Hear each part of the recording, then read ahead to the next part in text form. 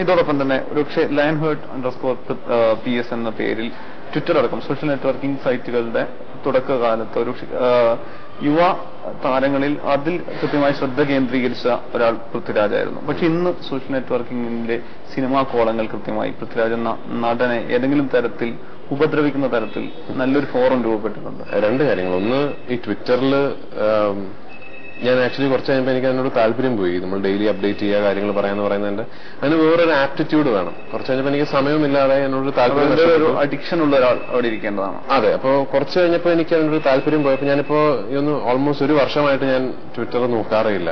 പിന്നെ സെക്കൻഡ്ലി ഈ ഇന്റർനെറ്റിൽ എനിക്കെതിരെയുള്ള പ്രചരണങ്ങൾ എന്നൊക്കെ പറയുന്നത്, ഇത് ചെയ്യുന്നവരാരെയും എനിക്ക് നേരിട്ട് അറിയാവുന്ന ആൾക്കാരോ ഞാൻ അവരോട് പേഴ്സണലി എന്തെങ്കിലും കുഴപ്പം കാണിച്ചിട്ടുള്ളവരോ അവർക്ക് ബുദ്ധിമുട്ടുണ്ടാകുന്ന രീതിയിൽ എന്തെങ്കിലും പ്രവൃത്തി ചെയ്തിട്ടുള്ള ഒരാളോ അല്ല ഞാൻ. എനിക്ക് ഇവരെ ആരെ അറിയില്ല, അവർക്ക് എന്നെയും പരിചയമില്ല. പിന്നെ എന്താണ് ഇതിന്റെ പുറകിലെ വികാരം എന്ന് ചോദിച്ചാൽ അതും എനിക്കറിയില്ല.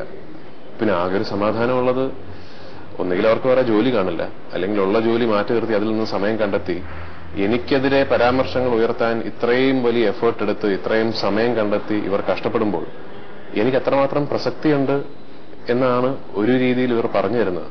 അപ്പൊ അതിൽ സമാധാനം കണ്ടെത്തുക എന്നുള്ളതാണ് എന്റെ മുന്നിൽ. അത് ഏതെങ്കിലും ഒരു ലക്ഷ്യത്തിന് വേണ്ടി അത് ഒരു ഗ്രൂപ്പായി വന്ന് അങ്ങനെ ചെയ്യാനുള്ള ശ്രമമായിട്ടൊക്കെ തോന്നിയിട്ടുണ്ടോ? ഇതൊക്കെ എന്തിനു വേണ്ടിയാണ്?